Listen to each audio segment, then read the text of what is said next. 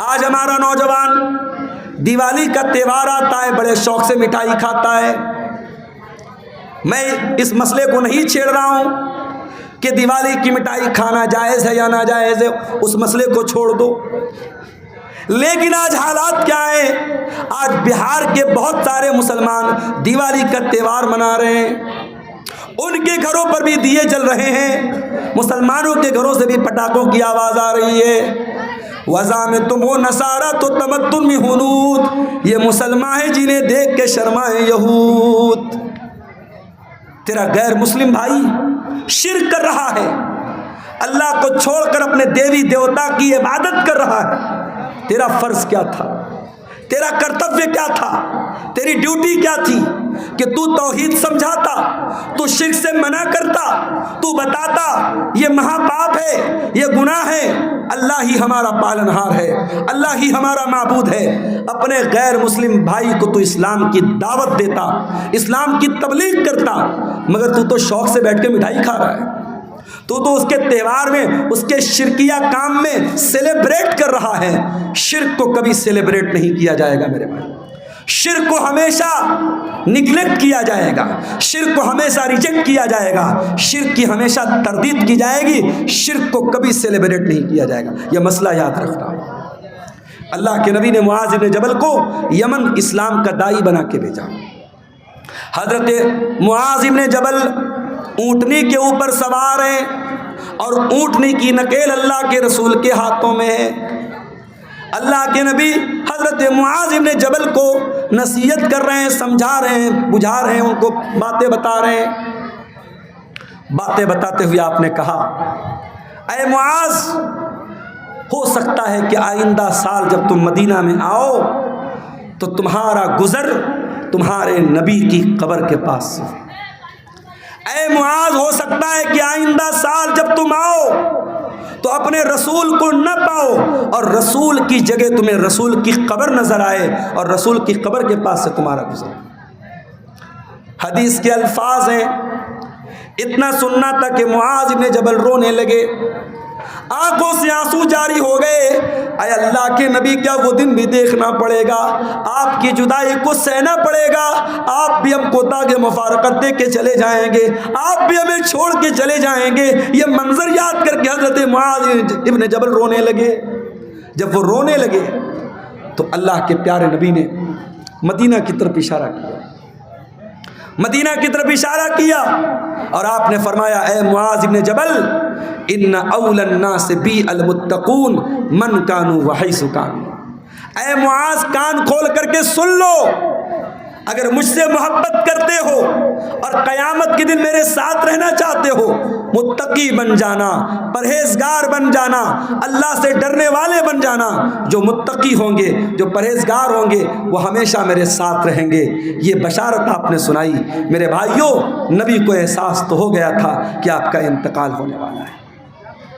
اس کے بعد جب آپ مکہ فتح ہو گیا تھا، مکہ فتح ہونے کے بعد جب قرآن کی آیت اتری، اذا جاء نصر اللہ والفتح ورأیت الناس يدخلون فی دین اللہ افواجا فسبح بحمد ربک واستغفرہ انہ کان توابا. جب قرآن کی یہ چھوٹی سورت نازل ہوئی تو نبی سمجھ گئے کہ اب جب اللہ کا دین مکمل ہو رہا ہے، اللہ کا مشن پورا ہو رہا ہے، اس کا مطلب کہ اب میری موت کا ٹائم قریب آ رہا ہے. انہی دنوں میں اللہ کے نبی بیمار پڑ گئے. ایک انصاری صحابی کے جنازے میں آپ گئے. یہ سفر کی آخری تاریخوں میں سے کوئی تاریخ تھی، غالباً سفر کی 27 تاریخ تھی. آپ جنازے میں سے واپس آنے لگے، آپ کے سر میں بہت تیز درد ہونے لگا. آپ گھر آئے، آپ نے حضرت عائشہ سے کہا، عائشہ میرے سر میں بہت تیز درد ہو رہا ہے. حضرت عائشہ نے آپ کے سر پر پٹی رکھ دی. آپ کو بہت تیز بخار آیا اور بخار اتنا تیز تھا کہ پٹی کے اوپر سے بھی بخار کی گرمی محسوس ہو رہی تھی. یہ بدھ کا دن تھا، یہ بدھ کا دن تھا اور سفر کی آخری تاریخوں میں سے کوئی تاریخ تھی. یہیں سے اللہ کے نبی کی بیماری کا آغاز ہوتا ہے. اللہ کے پیارے نبی کو خیبر کے موقع پر ایک یہودی عورت نے گوشت میں زہر ملا کر کے کھلایا تھا، اس گوشت کا اثر 4 سال کے بعد ظاہر ہو رہا تھا۔ آپ حضرت عائشہ سے کہتے تھے اے عائشہ، وہ گوشت جو میں نے خیبر میں کھایا تھا اس کے اندر جو زہر ملا تھا، اس زہر کا اثر میں اپنی اتڑیوں کے اندر پاتا ہوں، اپنے معدے کے اندر پاتا ہوں۔ اس زہر کا اثر آپ نے اپنی باڈی پر محسوس کیا۔ اسی بیماری کے ایام میں ایک دن اللہ کے پیارے نبی خطبہ دیتے، صحابہ کرام کا مجمع بیٹھا ہوا ہے، اللہ کے پیارے نبی خطبہ دے رہے ہیں، اور خطبے میں آپ کہتے ہیں ان اللہ خیر عبدا، اللہ تعالیٰ اپنے ایک بندے کو اختیار دے رہا ہے، اپنے ایک بندے کو چوائس دے رہا ہے کہ اے میرے بندے، تو چاہے تو دنیا کی نعمتوں کو لے لے، اور چاہے تو میرے پاس آ جا اور اس سے اچھی نعمتیں میں تجھ کو دے دوں۔ تو اللہ کے اس بندے نے اللہ کے پاس جانے کو پسند کر لیا۔ ابھی اتنا بیان کیا تھا آپ نے کہ ابو بکر صدیق زاروں قطار رونے لگے اور روتے ہوئے کہنے لگے فدیناک بآبائنا و امہاتنا، ہمارے ماں باپ کے اوپر فدا ہو جائیں، ہمارے ماں باپ آپ پر قربان ہو جائیں۔ ابو سعید خدری کہتے ہیں ہمیں بڑی حیرت ہوئی کہ اللہ کے پیارے نبی تو ایک کامن بات بتا رہے، ایک عام بات بتا رہے ہیں، اس میں رونے کی کیا بات ہے؟ یہ ابو بکر کیوں رو رہے ہیں اور روتے روتے یہ کیوں کہہ رہے ہیں کہ ہمارے ماں باپ آپ کے اوپر قربان ہو جائیں؟ مگر ہم کو بعد میں پتا چلا کہ اللہ کے پیارے نبی اپنی بات کر رہے تھے کہ اللہ تعالیٰ مجھ کو اپنے پاس بلانا چاہتا ہے۔ اسی خطبے میں آپ نے کہا اے لوگوں، کان کھول کر کے سن لو، میرے اوپر سب سے زیادہ اگر کسی کا احسان ہے، اس کے مال کا، اس کے ٹائم کا سب سے زیادہ اگر کسی نے احسان کیا ہے، ابو بکر صدیق نے کیا ہے۔ او لوگوں، اگر میں دنیا میں کسی کو خلیل بناتا، ابو بکر کو خلیل بناتا، مگر میں اللہ کا خلیل ہوں، اللہ نے مجھے اپنا خلیل بنایا ہے۔ اے لوگوں، مسجد میں جتنے لوگوں کے دروازے کھڑکیاں ہیں سب بند کر دیے جائیں سوائے ابو بکر کے گھر کے دروازے کے۔ ابو بکر کا جو دروازہ مسجد میں کھلتا ہے اس کو بند نہ کیا جائے، وہ دروازہ اوپن رہے گا، وہ دروازہ کھلا رہے گا۔ یہ نبی کے آخری دنوں کی بات ہے میرے بھائی۔ سوموار کے دن آپ کا انتقال ہوا، بدھ کا دن آیا۔ بدھ کے دن آپ نے صحابہ سے کہا کہ 7 الگ الگ کنویں کا پانی لایا جائے۔ 7 الگ الگ کنویں کا پانی لایا گیا۔ اللہ کے پیارے نبی نے غسل فرمایا۔ غسل کرنے کے بعد آپ نے اپنے سر کے اوپر پٹی باندھی اور آپ مسجد میں آئے اور منبر پر چڑھے اور آپ نے خطبہ دیا، اور اسی خطبے میں آپ نے فرمایا کہ او لوگو، میرے انصاری صحابہ، میرے انصار صحابہ کے ساتھ تم کبھی غلط سلوک مت کرنا۔ انہم کرشی و عیبتی، یہ میرے بڑے خاص لوگ ہیں، انہوں نے بڑی قربانیاں دی ہیں۔ اگر کبھی تم امیر بن جانا، مسلمانوں کے ذمہ دار بن جانا، تو انصار صحابہ کرام کے ساتھ اچھا سلوک کرنا۔ وہ اگر بھلائی کریں ان کی بھلائی کو قبول کر لینا، اگر ان سے غلطی ہو جائے تو درگزر کر دینا، معاف کر دینا۔ جمعرات کا دن آیا، نبی نے ظہر پڑھائی، نبی نے عصر پڑھائی، نبی نے مغرب پڑھائی، اور مغرب کی نماز میں آپ نے سورۃ المرسلات کی تلاوت کی۔ عشاء کا ٹائم آیا، حضرت بلال آئے، اے اللہ کے نبی نماز کا ٹائم ہو چکا ہے، لوگ آپ کا انتظار کر رہے ہیں۔ آپ نے کہا پانی لاؤ، پانی لایا گیا، آپ نے غسل کیا۔ غسل کرنے کے بعد آپ کھڑے ہوئے، تھوڑی دور آگے بڑھے، چکر کھا کے گر پڑے۔ ہوش آیا، پوچھا صلی الناس، کیا نماز ہو گئی؟ لا هم ينتظرونك یا رسول اللہ، اے اللہ کے نبی لوگ آپ کا انتظار کر رہے ہیں، ابھی نماز نہیں پڑھی لوگوں نے۔ پھر آپ نے غسل کیا، پھر آپ اٹھ کر کے جانے لگے، پھر غشی طاری ہو گئی، پھر گر پڑے۔ 3 بار ایسا ہوا، 3 بار چکر کھا کے اللہ کے پیارے نبی گر پڑے زمین کے اوپر۔ جب 3 بار ایسا ہو گیا اور آپ سمجھ گئے کہ اب میری طبیعت مسجد میں جانے لائق نہیں ہے، تو آپ نے کہا کہ جاؤ ابو بکر سے کہو وہ لوگوں کو نماز پڑھائیں۔ لوگ حضرت ابو بکر کے پاس آئے، چلیے آپ نماز پڑھائیے، اللہ کے نبی کا آرڈر ہے۔ ابو بکر بڑے نرم دل آدمی تھے، بڑے رحم دل آدمی تھے. انہوں نے حضرت عمر سے کہا کہ اے عمر آپ جا کر کے نماز پڑھا دیجئے. حضرت عمر نے کہا نہیں، اللہ کے نبی نے آپ کو پرمیشن دی، آپ چل کر کے نماز پڑھائیے. 17 ٹائم کی نمازیں نبی کی زندگی میں، نبی کے آخری ایام میں ابو بکر صدیق نے پڑھائی.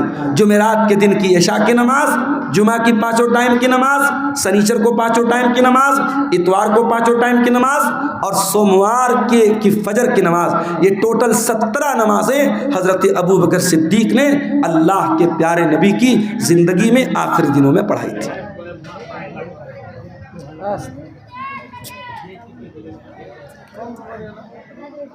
سنیچر کا دن آیا، نبی کی وفات کے 2 دن پہلے سنیچر کا دن. نبی بہت بے چین ہیں، اتنے بے چین ہیں کبھی چادر اوڑھ لیتے ہیں، کبھی چادر پھینک دیتے ہیں. بے چینی آپ کے اوپر طاری ہے. اس بے چینی کے عالم میں نبی نے فرمایا لعنت اللہ علی الیہود والنصارى، اللہ کی لعنت ہو یہودیوں کے اوپر اور عیسائیوں کے اوپر، اللہ کی لعنت ہو یہود و نصارہ کے اوپر. اتخذوا قبور انبیائہم مساجد، انہوں نے اپنے نبیوں کی قبروں کو مسجد بنا لیا، اپنے نبیوں کی قبروں پر جا کر کے سجدہ کرنے لگے. او لوگو تم میری قبر پر ایسا کچھ مت کرنا. نبی اپنے آخری ٹائم میں قبر پرستی سے منع کر رہے ہیں. جس نبی نے اپنی وفات سے 2 دن پہلے اپنی امت کو شرک سے روکا ہے اور قبر پرستی سے روکا ہے، آج سیمانچل کو چھوڑ دیجئے. سیمانچل الحمدللہ اس برائی سے بہت حد تک پاک ہے.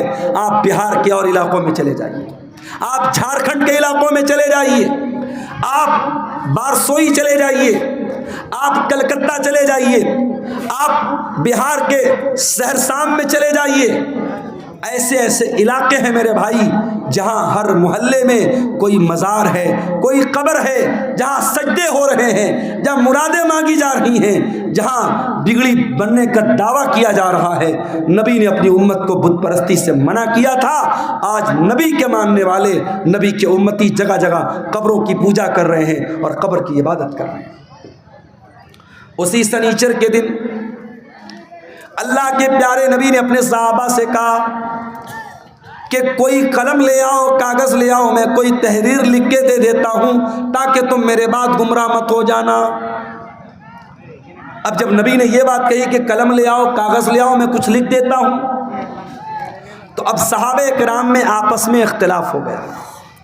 کچھ صحابہ نے کہا کہ نبی کی حالت بہت کمزور ہے، آپ کی سچویشن بہت کمزور ہے، بیمار ہیں آپ کو ابھی یہ تکلیف دینے کی ضرورت نہیں ہے، ہمارے پاس قرآن ہے، اللہ کے نبی کی حدیث ہے، وہ کافی ہے، ہمیں کسی اور تحریر کی ضرورت نہیں. کچھ لوگوں نے کہا جب اللہ کے نبی خود کہہ رہے ہیں کہ قلم لے آؤ، کاغذ لے آؤ، میں لکھ دیتا ہوں تو لے آؤ. اس بات پر آپس میں جھگڑا ہونے لگا، بحث ہونے لگی، اور جب بحث ہونے لگی اللہ کے نبی نے کہا چلے جاؤ یہاں سے. نبی نے سب کو وہاں سے ہٹا دیا. اس کا مطلب یہ ہوا کہ اگر وہ بات اتنی امپورٹنٹ ہوتی، اتنی اہم ہوتی کہ اس کے بغیر مسلمانوں کا کام نہ چلتا تو نبی صحابہ سے یہ نہ کہتے کہ چلے جاؤ. نبی کہتے لے آؤ، میں ہر حال میں لکھ کے دے دیتا ہوں. نبی نے نہیں لکھوایا، اس کا مطلب کہ وہ بات پہلے سے آپ بتا چکے تھے، وہ بات کوئی اتنی امپورٹنٹ بات نہیں تھی.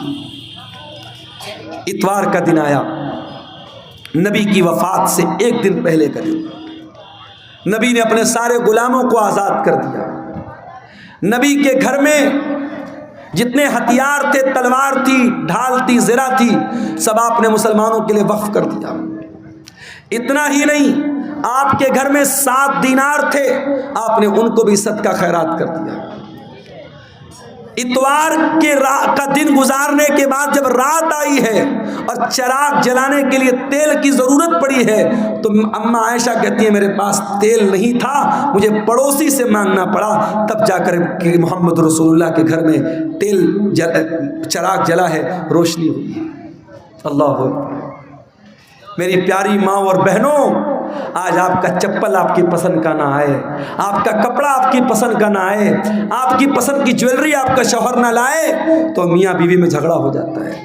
بیوی کہہ دیتی ہے ارے جائیے، آپ کے ساتھ تو شادی کر کے میں پھنس گئی، شادی کر کے پھنس گئی آپ کے ساتھ، آپ تو کبھی میری پسند کا سامان نہیں لاتے ہیں۔ آج شوہر اپنا دل اور کلیجہ نکال کے رکھ دے تب بھی بیوی خوش نہیں ہونے والی۔ وہ ایک لطیفہ ہے نا کہ ایک مولوی صاحب تھے، بہت اچھی تقریر کرتے تھے، بہت پبلک ان کی بڑی عزت کرتی تھی، بڑا لوگ احترام کرتے تھے، اور گھر میں جو ان کی گھر والی تھی وہ ان کی عزت ہی نہیں کرتی تھی، ان کو مانتی ہی نہیں تھی۔ تو ایک دن ان کی گھر والی نے کہا ارے سنتے ہو، رات میں نے خواب دیکھا ایک بزرگ ہوا میں اڑ رہے ہیں، ایک بزرگ کو دیکھا میں نے کہ ہوا میں اڑ رہے ہیں، میں تو دیکھ کے بڑی اچنبھت ہو گئی، حیران ہو گئی۔ تو مولوی صاحب نے کہا کہ ارے پاگل، وہ بزرگ میں تھا جس کو تم نے ہوا میں اڑتے ہوئے دیکھا تھا۔ کہا اچھا آپ تھے، اسی لیے تھوڑا ٹیڑھا ٹیڑھا اڑ رہے تھے، سیدھا نہیں اڑ رہے تھے۔ تو بیوی کبھی شوہر کی تعریف کرنے کو تیار نہیں ہوتی ہے، یہ مزاج ہوتا ہے میرے بھائیوں بیویوں کا۔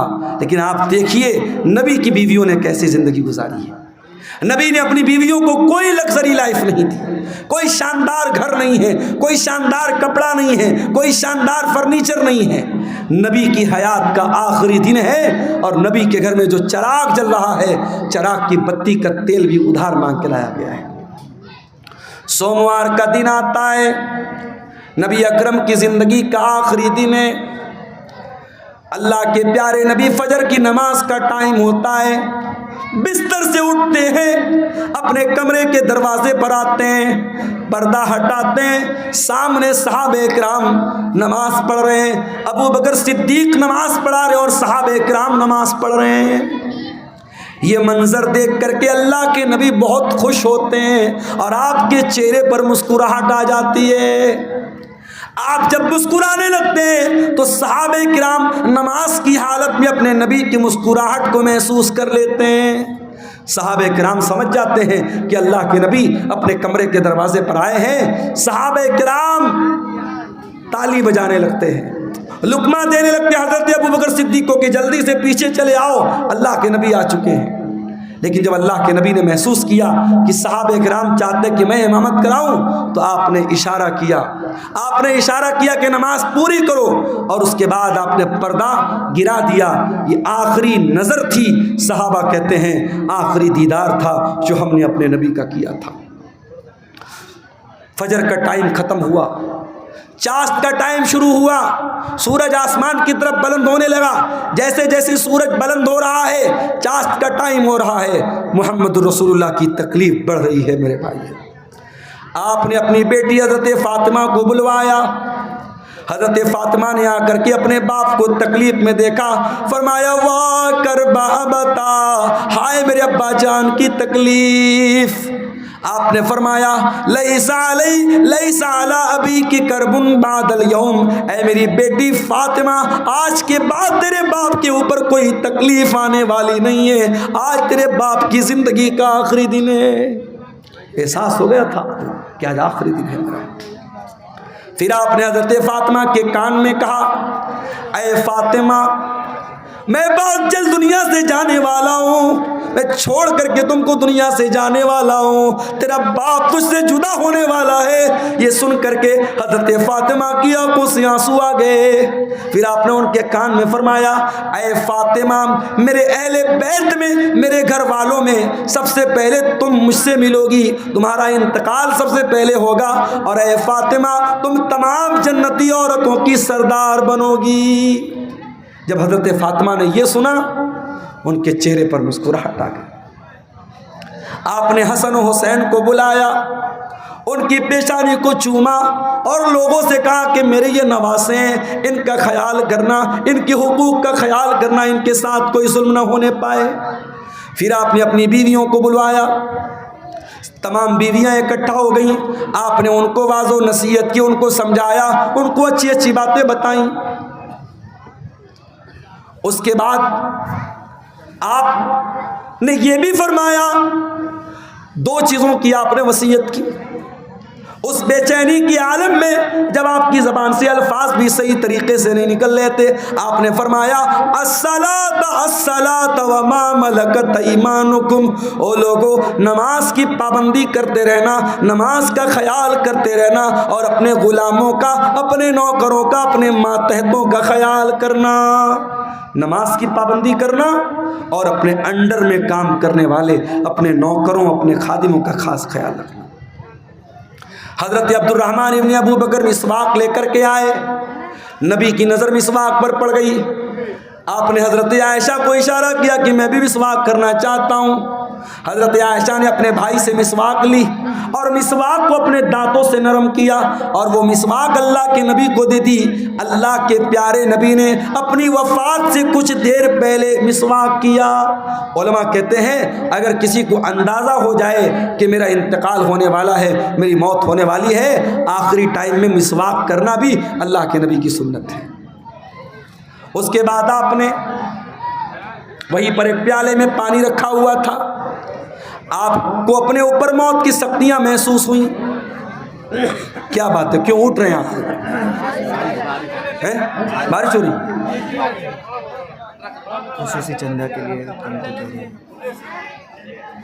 میرے بھائیوں، علاقہ اتنا پچھڑا ہوا ہے، مجھے یاد ہے جب قاری صاحب نے مجھ کو بلایا تھا اور میں جہاں ٹھہرا ہوا تھا، رات بھر مچھروں نے میرا جینا حرام کر دیا تھا، کیڑوں نے، مچھروں نے۔ مجھے گھسیا گھاٹ کا علاقہ کبھی بھولتا نہیں ہے، اور میں نے کہا تھا کہ اتنا پچھڑا علاقہ بہت کم دیکھنے کو ملتا۔ اب تو ماشاءاللہ راستے واسطے بھی بن گئے، کچھ ترقی ہوئی ہے۔ اس علاقے میں یہ قاری عبد الباسط صاحب نے یہ ادارہ کھولا ہے، اور آپ جانتے ہیں یہ جلسہ ادارے کے چندے کے لیے جلسہ ہو رہا ہے۔ یہ بار بار بتانے کی ضرورت نہیں ہے، میں بنگالی علماء کی طرح چندہ کرنے والا مقرر نہیں ہوں، لیکن میں آپ سے گزارش کرتا ہوں یہ جلسے والوں کی محنت پر پانی مت پھیریے۔ بارش ہو رہی ہے، ہلکی پھلکی بارش ہو رہی ہے، اگر ہو بھی رہی تھوڑا بہت بھیگ بھی گئے تو مسئلہ نہیں ہے، لیکن آپ اس ادارے کے اوپر پیسوں کی بارش ضرور کر کے جائیے گا، اور جو بھی چندہ 100 200 1000 لاکھ 2 لاکھ جو بھی آپ دے کے جا سکتے ہیں، ادارے کا تعاون کر کے جائیے گا۔ خصوصی طور پر یہ میری آپ سے گزارش ہے، ادارہ آپ کے تعاون کا محتاج ہے، علاقہ آپ دیکھ رہے ہیں، ادارے کی ضرورت آپ دیکھ رہے ہیں۔ میں رسول کی وفات کا واقعہ بیان کر رہا ہوں، تھوڑی دیر اور آپ کے صبر کا امتحان لیتا ہوں، پھر میں آپ سے اجازت لے لوں گا۔ اللہ کے نبی کا آخری ٹائم ہے میرے بھائی، اور موت کی شدت آپ محسوس کر رہے ہیں۔ آپ نے موت کی اس شدت میں اپنے چہرے پر پانی ڈالا اور آپ نے کہا اللہم اعنی علی سکرات الموت، اے اللہ میری مدد کر، موت کی سختیوں پر میری مدد کر۔ حضرت عائشہ کہتی ہیں کہ نبی کے اوپر جب میں نے موت کی سختی کو دیکھ لیا، اس وقت تک میں موت کی سختی کو برا سمجھتی تھی، مگر جب اپنے نبی کے اوپر میں